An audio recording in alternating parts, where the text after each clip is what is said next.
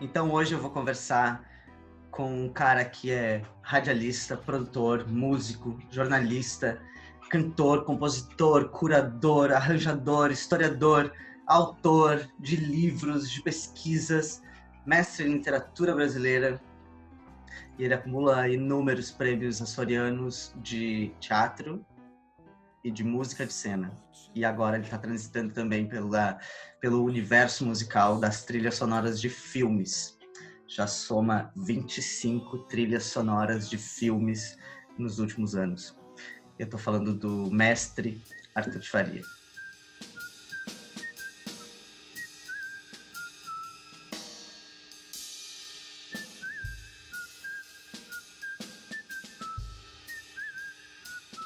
Que legal poder falar contigo. A gente vai encerrar uma série de conversas com os artistas da música que transitam por fora da cena e às vezes dentro da cena, como Simone Haslan, que eu conversei no primeiro episódio dessa série. Conversei no segundo episódio com o André Paz e com a Bibiana Petec. Então, uma galera que meio que todo mundo se liga em algum momento do seu trabalho e todo mundo já transitou pelo mesmo palco muitas vezes. Todo mundo é amigo. Exatamente. E aí eu queria te perguntar, nessa nossa conversa que faz uma ligação, né, do teatro com a música, quando é que foi que o teatro entrou na tua vida e começou essa relação, né? Cara, é muito doido, porque assim, a coisa central na minha vida, né, o que eu faço, que é a minha profissão, o que eu sempre acreditei que era o mais importante, é ser compositor, né? Então é isso que paga as minhas contas, direito autoral, trilha, enfim. E isso entrou, o meu primeiro trabalho na vida foi já no teatro. Com 16, 17 anos, a gente tinha um grupo de teatro, com 15 anos a gente tinha um grupo de teatro em Gravataí, cidade onde eu cresci, e na primeira peça eu atuei, na segunda peça, me dando conta da minha falta de talento para coisa, eu já disse, bom, eu já era músico, eu disse, tá, então nessa aqui vamos organizar um negócio, eu faço a trilha. E era uma montagem do Morte Acidental de um Anarquista, do Dario Fo, um texto maravilhoso. E aí eu compus a trilha, a gente foi para um estúdio, gravou, foi meu primeiro trabalho em qualquer área encomendado para ser feito. Assim, né, para o qual, não me lembro, eu acho que eu não ganhei nada, mas enfim, me deram um dinheiro pelo menos para pagar o estúdio e os músicos, né? Então era uma relação minimamente profissional do nosso grupo de teatro amador daquela época. E é um negócio que sempre me interessou muito, assim, com o qual eu sempre tive conectado, fazer música sob encomenda, né? Primeiro só para teatro, depois para teatro, para cinema. E eu gosto muito, cara. É a coisa que eu mais gosto de fazer. Assim, já tive algumas discussões, inclusive com pessoas que fazem trilha. Primeiro que o pessoal tem vergonha. Primeiro, assim, quando eu fui estudar música na escola de música da OSPA, que era uma escola de música erudita, já tinha um preconceito naquela época, começo dos anos 80, com compositores de trilha de cinema, que achavam que aquilo era gente que queria ser não todo mundo, né? Os professores mais inteligentes não, mas os colegas, por exemplo, achavam que o cara que ia fazer trilha de cinema era porque ele não tinha conseguido se estabelecer como concertista de música clássica, como compositor de música de concerto. Eu já amava aquele mundo da trilha de cinema. E depois, até hoje, tem um certo preconceito interno, inclusive, das pessoas não gostarem que chamem de trilheiro. Poxa, eu super me orgulho de ser trilheiro, assim. E a outra coisa da música por encomenda, que é um negócio que eu acho sensacional, cara. Assim, a maioria, e a maioria mesmo, mais da metade das músicas que eu fiz foram feitas porque alguém me pediu para fazer. E na maior parte dos casos me pediu para fazer e me pagou para eu fazer. E são quase todas as minhas melhores músicas saíram disso. De que alguém me pedisse para eu fazer uma coisa. E muitas vezes uma coisa que eu não faria se ninguém me pedisse. Então, além de tudo, tem esse desafio intelectual, tem o desafio do prazo e tem o desafio estético de te levar para lugares onde tu não iria. E como a gente sabe muito bem, eu tô careca de saber, músico é muito mais careta do que gente de teatro, né? Do que ator, gente de teatro, gente de cinema. Então, o músico tende a ficar ali no seu mundinho, conservadorzinho, no seu quadradinho, e ser tirado disso para ser levado para outros lugares, assim, é o que eu mais gosto de fazer na vida. Desse montão de coisa que eu faço, o que eu mais gosto de fazer é trilha, para cinema e para teatro.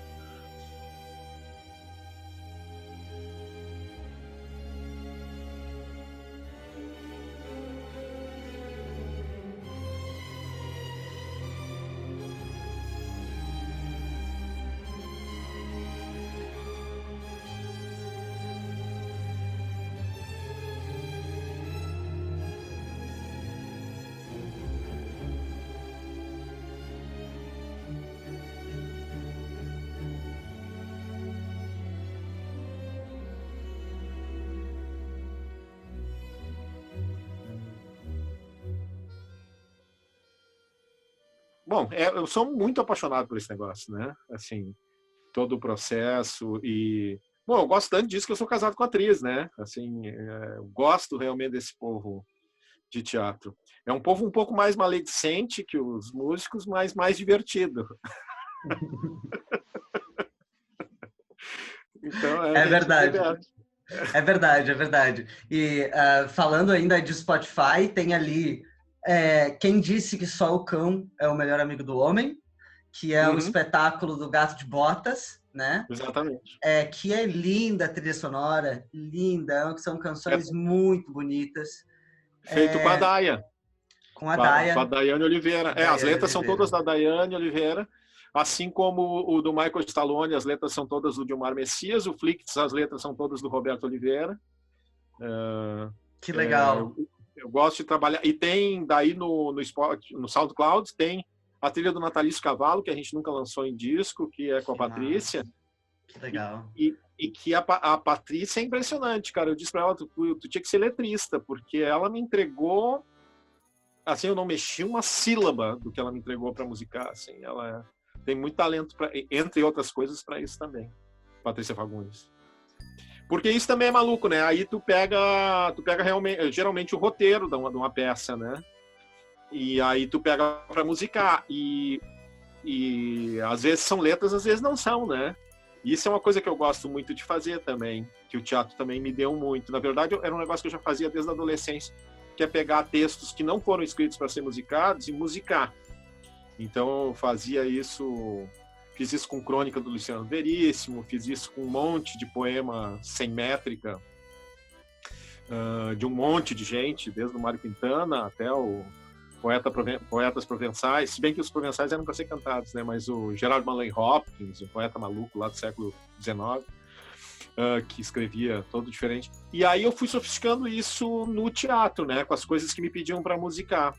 O recorde, teve 2 recordes, sambos com o Felipe Hirsch, na Ultralíricos. Um foi quando o Felipe me deu 5 cartas de uma inglesa, Miss Jemina Kindersley, que foi a primeira mulher a escrever sobre o Brasil.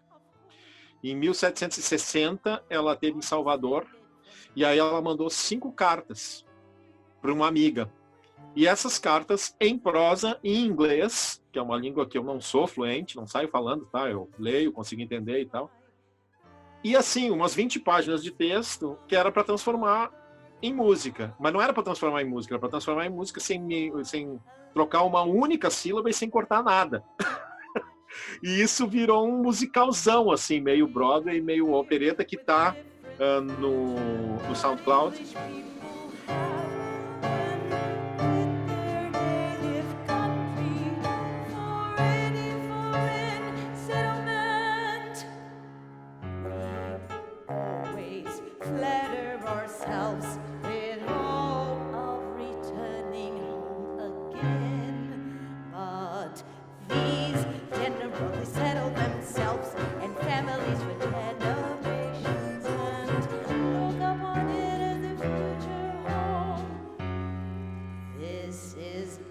Desirable country to live in.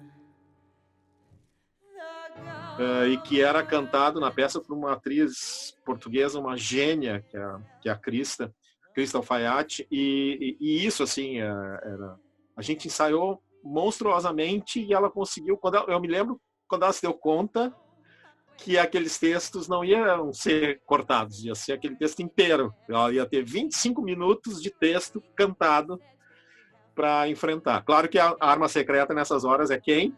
Simone Haslan, que eu sempre chamo a Simone, às vezes o Marcelo Delacroix, mas geralmente a Simone, para as trilhas que eu faço, para que as pessoas possam xingar a mim através dela e não xingar a mim diretamente. Mas daí eu fico tranquilo, eu faço as encrencas e a Simone ensina as pessoas, ensaia e tal. E o outro desafio daí, quando eu achei que nada podia ser pior do que isso, me vem com uma lei de 1884, com um parágrafo, isso, sabe? Lei Saraiva, item por item, também para ser musicado, e também foi uma diversão. Essa não foi divertida, na verdade, essa foi tensa, mas a gente conseguiu fazer.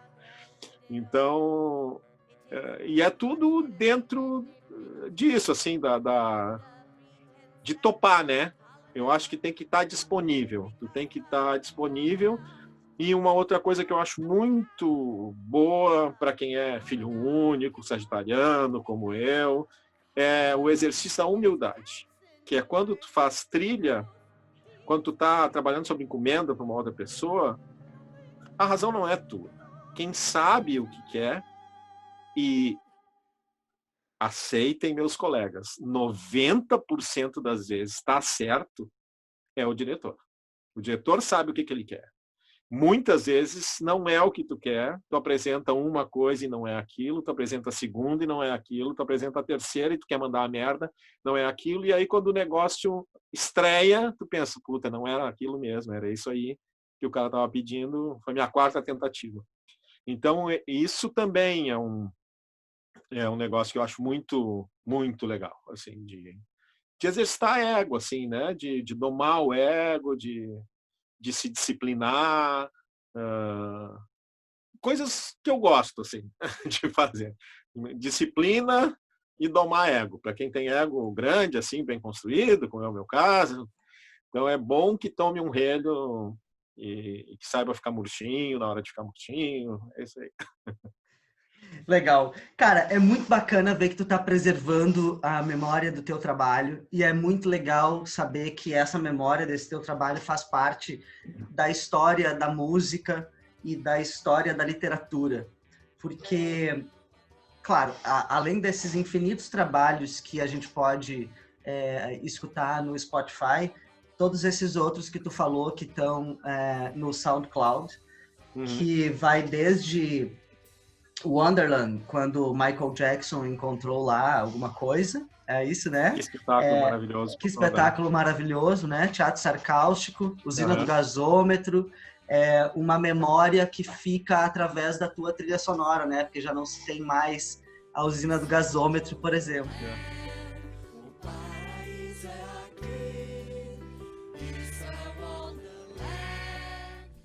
Né? Exatamente. Então, assim, é um trabalho minucioso de historicizar, de colocar isso em palavras. E aí eu acho que isso, cara, queria entrar no assunto Um Século de Música no Rio Grande do Sul, que é, para mim, uma das melhores obras de registro da memória e da história do Rio Grande do Sul. Eu tive o prazer de fazer um trabalho com a Bibiana Petek no ano em que o Túlio Piva completou 100 anos, né, e se comemorou o centenário do Túlio Piva. Eu tive o prazer de dirigir esse trabalho com a Bibiana, que disse assim, cara, olha esse livro aqui. E eu fui olhar o livro, porque a gente precisava se instrumentalizar para entender a história da música no Rio Grande do Sul. E a gente caiu na tua obra. E aí, como é que é escrever sobre 100 anos da história da música no Rio Grande do Sul?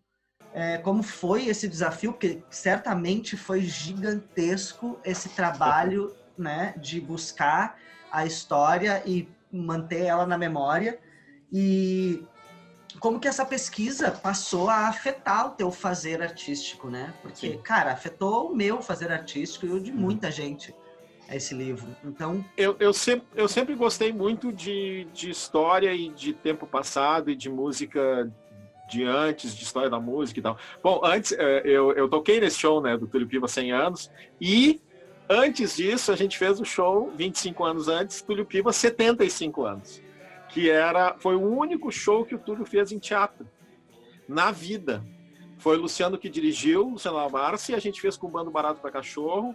Foi um negócio lindo, a gente ficou um ano ensaiando com o Túlio Piva, foi um negócio, nossa, muito, muito, muito legal.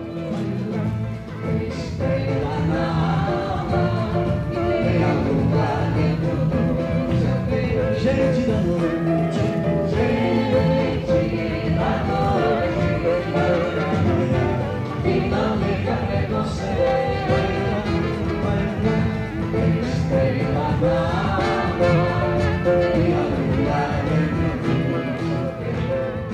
mas assim, eu sempre me interessei pela história da música brasileira. E aí, no final dos anos 80, começo dos anos 90, o Carlos Branco estava na coordenadoria de música da prefeitura com um projeto sensacional que não seguiu depois, que era de fazer fascículos e discos com a história da música de Porto Alegre. E eu fiz o primeiro, que era das origens da música de Porto Alegre. Aí eu pensei, puta, eu já tenho esse material aqui, eu vou continuar isso, né? E daí de 1989 até hoje, eu nunca parei. Inclusive, antes de falar contigo, eu estava aqui escrevendo, porque alguém achou para mim uma tese de doutorado sobre um flautista importante lá dos anos 30, 40, 50, Dante Santoro. Eu estava pegando e reescrevendo umas coisas do meu capítulo, porque eu estou publicando agora na Parêntese, que é uma revista digital do Grupo Matinal, onde tem o Grupo Matinal tem um jornal digital matinal que tu pode assinar, tem o site do Roger lá, que é junto, né, do Roger Lenina, e tem essa revista que sai aos finais de semana, que é editada pelo Luiz Augusto Fischer. E nela eu estou publicando muitíssimo revista, aquele material que tu leu. Ali nos 100 anos de música tinha 300 páginas num formato pequenininho de disco, né? Agora já tem 1.500 páginas, é uma loucura, assim. E a minha ideia é ir lançando isso em livro. O volume 13 dessa jogada foi o livro que eu lancei em 2015, o Elis, uma biografia musical. E agora eu pretendo lançar, provavelmente ano que vem, o volume 1, que é a música de Porto Alegre, desde que começa a cidade até o começo do rádio, até 1927. E aí sigo, tenho escrito, tenho também, pego um pouco uma coisa, pego um pouco outra, aí volto, andei escrevendo sobre o começo do rock no Rio Grande do Sul. Eu gosto muito, e claro, isso tudo afeta muito, né? Assim, eu sempre gostei de música brasileira antiga, né? O primeiro grupo musical que eu tive profissional foi o Bando Barato para Cachorro, de 1989 até 1992, que fez, inclusive, esse show com o Túlio Piva, e a gente tocava música brasileira da década de 30. E era uma coisa muito teatral, porque era um espetáculo que se passava em 1940, fazendo uma retrospectiva da década de 30, a gente tudo com figurino, maquiagem, o Zé Adão dirigia, era um espetáculo gigante, assim, de 2h30 de duração, com uma banda gigante também. Eu era o apresentador, como se fosse um apresentador daqueles da década de 40, né? Tinha o Marcel Delacroix, tinha a Adriana Marques, que depois fez a dupla com a Simone Haslan, era um bando de gente, Giovanni Berti. E tinha muito essa preocupação teatral, assim, e era esse negócio, desde guri, né? Quando eu comecei a ouvir as coisas, quando eu entrei na adolescência, que a gente começa a ouvir as coisas que os pais da gente não gostam, para incomodar, em vez de ouvir as coisas para frente, eu fui ouvir para trás. Eu comecei a ouvir os discos do meu avô com o meu avô. E a minha mãe e o meu pai, geração bossa nova total, eles tinham horror daqueles cantores com vozeirão e tal, e era isso que eu ouvia com o meu avô. Comecei a ouvir muita Elisete Cardoso, Francisco Alves, Orlando Silva, e aí me apaixonei por isso, tipo com 13, 14 anos de idade, 15. Daí logo em seguida conheci o Marcelo Delacroix, que também gostava disso, aí eu tinha um cúmplice, e nessa época ninguém gostava disso, né? Depois, no final dos anos 80, com o negócio do CD, que foi recuperado, foi a primeira vez que recuperaram a memória desses discos que estavam há muito tempo fora de catálogo. Ninguém lembrava do Noel Rosa em 1985. Depois teve essa volta, e agora está tendo de novo uma volta, né, com o Spotify, as plataformas, as pessoas de novo redescobrindo as coisas. A cada tanto uma tecnologia nova traz de volta, cada vez mais fácil de acessar tudo que se tem de história, né, todas as histórias que se tem para contar de música. E eu gosto muito, eu acredito muito numa frase que eu não me lembro se é do Augusto de Campos, num poema dele, ou se ele traduziu, que diz que o novo que já foi novo é tão novo quanto mais novo, novo. Não, me lembrei. Esse é um negócio romano lá do século II, uma coisa assim, que ele traduziu. Então, me interessa sempre muito, mais do que qualquer outra coisa, o que é novo. Mas o que é novo em cada época, né? O que foi novo em cada época. Os fora da curva, os caras que propuseram coisas novas, os caras que levaram adiante a discussão, que tensionaram o consenso. Esses são os caras que sempre me interessaram em arte, assim, mais do que qualquer outra coisa, assim. Que é isso, né? Eu acho que a arte tem que ter um pouco isso. Não acho. Eu acho que a arte serve para duas coisas. Desde lá das cavernas. Vamos falar de música, que é que eu entendo, né? Que eu conheço mais, mas eu acho que ela pode servir para qualquer arte, por exemplo, no teatro, né? Eu acho que no teatro e na música tu pode ter esse paralelo. Ou é uma coisa cujo significado, assim, ou ela te leva para Deus, ou ela te reúne na comunidade. Pensando na caverna, né? Deus, para quem não acredita em Deus, como eu, infelizmente, eu sou um ateu triste, adoraria acreditar, pode ser substituído por entrar dentro de si, né? Introspecção, pensar, refletir. Então tem uma arte, que ela pode ser do teatro, pode ser da música, pode ser de qualquer, que é a arte que te faz pensar, que te faz ficar paradinho ali, concentrado naquilo, pensando, refletindo e te fazendo fazer sinapse para outras coisas. E tem um outro tipo de arte, que eu acho tão nobre quanto, que é a arte celebratória, da festa, da comunidade. Que eu acho que pode ser o teatro bem comercial, desde que ele seja bem feito, né? Assim. Ou a música que as pessoas acham, assim, a música pop. Tu não vai para uma balada bêbado cantar abraçado os teus amigos, o Arrigo Barnabé, o Chico Buarque ou o Bach. É para isso que tem que ter a Marília Mendonça, é para isso que tem que ter a Ivete Sangalo. E não é mais importante o que eu faço, assim como não é mais importante o que ela faz, o que elas fazem.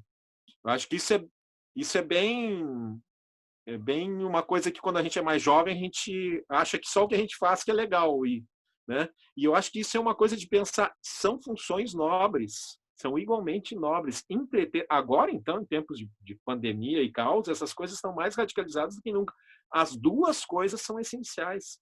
É essencial o momento de tu parar e pensar e te concentrar em ti, e é essencial o momento de que tu não quer parar, pensar e te concentrar em ti, nem no mundo. Então, eu acho que essas duas funções, elas são bem importantes, assim, na arte, qualquer que seja ela. Nunca parei para pensar nisso na arquitetura, por exemplo, mas eu acho que no teatro e na música é fácil de entender o que isso quer dizer. E esse papel, né, da arte, de dar os caminhos, né, da reflexão, né? Eu acho que tanto a trilha sonora, que transita em vários campos da música, até o do silêncio e da escuta, como propõe a Simone Haslan, né? Na sua tese de doutorado, a gente tem aí um papel fundamental da arte, né? Que é contar a história do povo, né? Contar a história daquele lugar, contar a história daquela cultura, daquele momento, daquela vivência. E isso tudo transita, né? No teatro, na música e principalmente na história, né? Então, é tudo isso muito ligado, tudo isso muito afetivamente disposto a continuar preservando tradições, né? Então isso tem muito a ver com a comunicação e com o jeito que as artes vêm para o mundo para comunicar, né? E aí, falando em comunicação, falando em teatro, falando em história, tu é historiador, jornalista, transita nesse lugar da literatura brasileira, né? E coloca em evidência o teu trabalho como um lugar de reflexão sobre o momento e sobre a história. E aí, nesse momento que tu cria um show chamado Música de Cena, que traz a memória do teatro gaúcho para dentro da cena musical. Se eu soubesse, querido rapaz, não te cumprimentava, nem te encostava, meu bem, temendo pegar neném. Né? Que ao mesmo tempo preserva a trilha sonora de espetáculos e aí, por consequência, preserva a memória desses espetáculos, né? E coloca ela num outro contexto que é o show musical, né? Então, eu queria que tu me falasse sobre isso, porque, bom, a gente já falou sobre esse lugar da história que a gente... que o teatro e a música têm a função de fazer, né? Mas aí, num momento mais pessoal teu, que além do livro de 100 anos sobre a história da música no Rio Grande do Sul, faz isso num pequeno período de tempo reduzido, que é menos de 10 anos, né? Uma década de teatro, com as tuas trilhas sonoras que percorrem vários grupos, vários lugares, né? Como é que é isso? Como é que foi criar esse show? Como é que foi fazer essa preservação? Isso foi um ninho de amor muito louco, cara, assim, nossa. Bom, foi uma ideia da minha produtora na época, a Nicole, que está hoje em Portugal. A Nicole esteve no Meme, adorou o lugar e disse: Arthur, por que tu não faz um show das tuas músicas para teatro, para fazer um negócio diferente para a gente fazer lá no Meme, que não é... E aí, em casa, né, casado com a Áurea Batista, diretora, atriz, eu passei a bola para ela. E aí eu fui escolhendo, fui pensando nas pessoas mais musicais com quem eu tinha trabalhado, nos grupos que eu tinha trabalhado recentemente. Tem gente que era músico profissional, como o Fred, né? O Fred Vitola, o Frederico Vitola, que é baterista mesmo, tem banda e tudo. E tem gente que só era muito musical, tipo a Valquíria, né? A Valquíria Cardoso. A Úrsula, que super canta, né? A Úrsula Colenshaw. E gente que transita nas duas áreas. Todo mundo era muito musical, né? E quando a gente viu, tinha um bando de gente, acho que eram 11. Então. E a gente foi criando as coisas e deu uma liga, como eu só tive assim 2 vezes na vida, em 2 grupos, assim, que é todo mundo se dar bem, todo mundo se gostar, todo mundo gostar de estar ali, um astral ótimo, sem nenhum fuxico, sem nenhum, todo mundo puxando para cima, né? Ninguém puxando para baixo. Foi muito bom. Como a gente era muita gente, a gente acabou fazendo muito pouco, muito menos do que poderia ter feito, né? A gente fez alguns shows, sempre com um público bom, o que não é costume na minha vida. E é uma delícia. A gente sempre fala, todo ano a gente fala, esse ano vamos voltar, esse ano vamos voltar, esse ano vamos voltar. Não é impossível que volte. Mas esse negócio que você está falando da memória, isso eu acho muito importante, cara, porque o teatro é muito doido, porque não fica nada, né? E eu, quando faço trilha, eu penso sempre nisso, principalmente as de cinema. Graças a Buda, os diretores sempre toparam isso, né? Pensar trilhas que elas tenham vida suficiente para que elas sobrevivam fora da cena. Então, por isso que dá para depois lançar os discos e os discos fazem sentido como discos, né? Porque tem 2 tipos, agora mudando um pouco de foco para a coisa do cinema, tem 2 tipos de trilha de cinema também, que ambos são muito válidos, e eu dou aula de trilha de cinema também e falo isso, que é aquela trilha que ela não funciona, que ela não aparece, ou seja, tu fica, que legal, tu terminou o filme, tu nem te deu conta de que tinha trilha, mas tu foi envolvido em todos os momentos por aquela trilha que era mais de ambiência. E a trilha que é protagonista, a trilha que é personagem também, né? Cujo maior exemplo são as trilhas do Nino Rota nos filmes do Fellini, né? Ou a trilha do Amélie Poulain, por exemplo, para usar um exemplo mais moderno. As 2 coisas funcionam, mas eu tenho uma certa tendência a fazer essas trilhas mais melódicas, que elas também são um personagem. E aí tu tem 1 milhão de jogos possíveis, né? O personagem em trilha pode, às vezes, não concordar com o que está acontecendo no filme. Isso é um jogo também de interessante de fazer, tanto no teatro quanto no cinema. Algumas vezes eu fiz, dá um efeito muito interessante, assim, da trilha dizer uma coisa e o que está acontecendo dizer outra, né? Uma coisa de subtexto. Bom, é um clichêzão de filme de suspense, tá tudo bem, entra aquela trilha, tu sabe que vai dar merda, né? Então, esse tipo de ambiência sonora é muito legal. E eu sinto, aí no teatro, tu fala disso, que é importante de registrar, que as pessoas não têm tanto essa preocupação de registrar, né?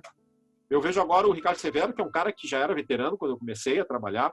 Ele é muito pouco mais velho do que eu, mas ele começou a trabalhar muito cedo.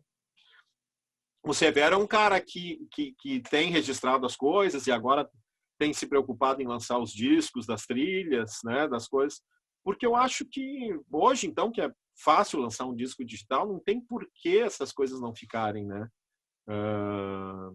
Outra coisa que eu achava que podia ser feita, que se podia fazer sempre era tipo um resuminho, um clipe de cada espetáculo, sabe? O espetáculo inteiro de teatro não vai ter saco, mas pega uma cena que ela seja muito sonora, com música ou sem música, e que ela funcione, que ela te envolva, e filma aquilo e deixa aquilo como um registro. A gente não sabe como era o espetáculo inteiro, mas olha aqui essa cena.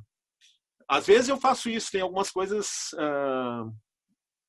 que tu pega no YouTube, por exemplo, o Romeu e Julieta do Antunes, né, com a Julia Gunn e tal.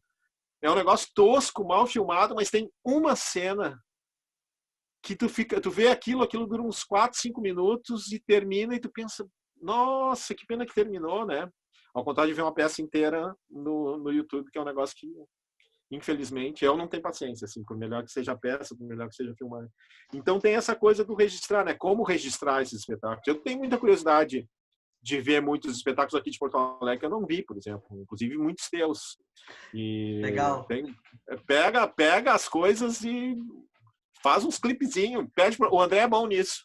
Pede pro André Passo fazer uns clipezinhos. Vou te convidar então a conhecer o nosso novo canal do YouTube. Olha! Além de fotografia de cena, com Júlio Appel, Cláudio Ertigues, Adriana Marchiori, a gente bateu um papo e conversou sobre a fotografia de cena. Então tem clipes muito bonitos de fotografia de cena no nosso YouTube. Agora a gente tem música de cena, né? Com Simone Haslan, Viviana Petec, André Paz, você, e também a gente fez um projeto de documentar a nossa história. Também todo foi para o YouTube, então a gente tem um projeto chamado Peça em 1 Minuto, então todas as nossas peças estão em 1 minuto, com a trilha sonora da peça, então dá para conhecer a estética do nosso trabalho, e dá para conhecer a trilha sonora que percorreu esse trabalho, né? E aí na nossa trilha sonora tem Viviana Petec, André Paz, Fabrício Gambogi, então toda essa galera da nova geração, né, que acabou trabalhando com a gente, porque a gente se conheceu também muito no mesmo período. E então, para a gente encerrar o nosso papo, gostaria de te dizer que é uma honra falar contigo, cara. Tu é um mestre da história da música. E aí eu queria te perguntar, para a gente encerrar, a nova geração da música, né? Eu já tive o prazer de dirigir, que não é da nova geração, mas começou uma carreira solo há pouco tempo, né? Que é a Tati Portela. Então já tive o prazer de dirigir a Tati Portela, já tive o prazer de dirigir a Bibiana, que está ali na minha parede, que já fez... Que já nem é mais nova geração. Que já nem é mais nova geração. Eu conheci ela com 17. Ainda é da nova geração, tá com 26, né? Ainda é da nova geração. Sim. E o Fabrício Gambogi, então toda essa galera que transita, que Fabrício é um mestre, né? Mestre da composição. O Fabrício é um músico muito múltiplo, cara, muito múltiplo. Infinitas possibilidades, assim. Daí, assim, talvez eu esteja sendo até retórico em dizer, cara, me diz aí quem é a nova geração da música, e eu já tô respondendo, né? Mas ao mesmo tempo queria ouvir assim de ti. Nos últimos 10 anos pintou uma geração muito... A geração logo depois de mim, logo depois da minha, a geração que hoje está chegando nos 40, assim, 35, 40, é uma geração que eu achei muito desinteressante musicalmente, assim, né? Não trouxe, não tem, assim, o que tu pensa? O grande nome, a grande coisa da música brasileira dessa geração, que eu gosto muito, é o Los Hermanos. Mas tirando eles, não teve muita coisa assim extraordinária. E essa geração nova, que tem menos de 30, é impressionante, cara. Eu acho assim que desde os anos 80 e antes, nos anos 60, não tem uma geração com tanta gente tão legal fazendo tanta coisa. Em Porto Alegre, no Brasil inteiro e no mundo também, né? Eu acho que é uma coisa de ciclos, eu não sei como é que é. Mas, por exemplo, agora eu tô com uma banda gigante que eu criei, inclusive, basicamente para tocar as minhas trilhas para teatro e para cinema instrumentais, que chama Tum Toin Foin, são 10 músicos e é só instrumental. A gente está para lançar um disco agora pela Audioporto. E nessa banda tem o Eric Endres, que acaba de fazer 23 anos e que toca comigo desde os 18. E tem o Adolfo, que a gente toca junto desde 1991, que tem 60. E todo mundo se entende muito bem. Tem gente muito jovem e gente da minha idade para mais. A gente até estava brincando um dia no ensaio, dizendo, gente, tem gente de todas as idades aqui. E aí o Bruno Vargas, eu acho, disse, não tem não. Metade da banda tem menos de 35, outra metade tem mais de 50. Entre 35 e 50 não tem ninguém. E eu pensei, mais um dado dessa geração. Então, eu acho que eu fico muito impressionado, cara, com a quantidade de gente boa que tem em Porto Alegre, assim, de 35 anos para menos, assim, porque tem uma coisa que eu acho que é o acesso à informação, né? É muito fácil hoje, se tu quiser estudar e te dedicar, tu consegue. Tem uma coisa de disciplina, né, que eu acho que é a Loucurama, assim, a minha geração é muito uma geração da Loucurama. Tu pega, assim, talentos incríveis que poderiam ter ido muito mais além, como, para citar um exemplo, o Flávio, né, o Júpiter Maçã, se não tivesse se destruído tanto, né, se não tivesse tanto, com um pouco mais de disciplina, ele era o Caetano Veloso, entendeu?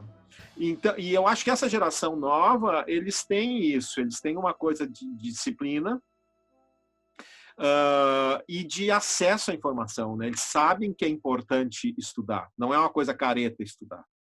Então, isso dá uma amplitude de conhecimento que eu acho impressionante. O Eric, esse moleque, fica me mostrando coisa de música da minha área de 1968, o ano que eu nasci, que eu nunca ouvi, sabe? Eu vou aprender as coisas, como assim, as coisas de hoje, as coisas de antes, e o tempo todo me mostrando coisas. A minha filha também, que tem 21, ela está o tempo todo me mostrando coisas que eu não teria contato de outra forma e que eu fico impressionado. Porque eles não têm, vocês não têm, né? Porque tu é dessa geração, uma coisa que eu acho sensacional, que é preconceito estético. Então, assim, porque a minha geração lá, que começou a fazer música no final dos anos 80, começo dos anos 80, 90, eu sempre brinco com o Marcelo Delacroix. Só o Marcelo e eu não éramos do rock. O resto era tudo gente do rock, né? A minha geração é exatamente o Flávio, o Márcio Petraco, o Frank Jorge. Essa é o pessoal que nasceu na minha idade. E aí a gente estava lá meio isolado. E o pessoal da MPB, como nós, por exemplo, a gente naquela época não gostava do pessoal do rock. O pessoal do rock não gostava da MPB. O pessoal do regionalismo não gostava da MPB nem do rock, né? O pessoal do samba, coitado, nem aparecia. E agora tem essa coisa, a mesma pessoa pode gostar de todas as coisas e está liberado e faz todo sentido. E porque não é assim, dize-me o que tu ouves e eu te direi quem és. Não, tu pode ouvir tudo e tu pode ser o que tu quiser. Né? Eu acho que essa é uma das grandes conquistas civilizatórias mesmo, assim, né? Essa coisa de tu pode ser o que tu quiser. E eu acho que tem tudo a ver com essa coisa de gênero também, né? O teu gênero, tanto musical quanto identitário, é o que tu quiser ser, né? Essa coisa do cis e do trans, que é tão interessante, assim. Eu acho que isso vale também para a música. E isso vale também para as artes. Hoje, a pessoa ela é o que ela quiser, ela ouve o que ela quiser, e isso não vai dizer que ela pertence a esse grupo ou aquele, não pode se misturar com esse grupo ou com aquele, vão olhar atravessado, né? Eu acho que isso é uma grande vantagem de processo civilizatório, né? Se sobrar alguma civilização depois dessa combinação Bolsonaro e Covid que nós estamos enfrentando, né? Mas, enfim. A gente chegou ao ponto de não saber qual é o pior vírus, né? Que nos afeta. Exatamente. A combinação é explosiva, cara. Exatamente. Eu fico vendo os amigos uruguaios, argentinos e os amigos brasileiros que estão em Portugal voltando a se apresentar, voltando a tocar, voltando a se reunir e olhando aqui e pensando que isso aqui está cada vez mais distante para nós. Cada vez estão mais confinados, porque cada vez a situação piora. Já está passando nos outros lugares, em outros lugares já passou, e a gente aqui só se afundando, porque as pessoas não conseguem parar em casa e porque tem um imbecil que diz que tem que usar cloroquina e que isso é uma gripezinha. É brabo, é brabo. A esperança, se é que há esperança nisso tudo, né? É que a gente pode aproveitar esse momento da pandemia, né? E organizar o nosso trabalho, né? Preservar a memória, que é um assunto tão importante para que a próxima geração possa vir buscar música brasileira e ache esse nosso vídeo e pense, nossa, ainda bem que existiam pessoas como esse cara, Arthur de Faria, que além de pesquisar um século antes da música que ele fazia, construiu um lugar para que a nova geração possa construir esse lugar de música sem rótulo, sem preconceito, e que a gente possa aceitar todas as diferenças e sem medo da diferença. Muito pelo contrário, se aproximar da diferença, daquilo que não é, daquilo que nos parece estranho, mas que na verdade nos constitui, possa realmente construir um lugar melhor, né? Depois desses dois vírus, né? Um chamado Covid e o outro chamado Bolsonaro. É isso. Arthur, querido, muito obrigado. Obrigadíssimo. Muito obrigado. Finalmente a gente conversou, né? A gente só se cruzava de oi e tal. Nunca tinha parado para conversar. É verdade. É um prazer conversar contigo. Muito obrigado por compartilhar essa experiência incrível de vida e de professor, historiador. Muito obrigado. Muito obrigado, eu que agradeço. Até mais, querido. Boa noite, bom final de semana. Tchau.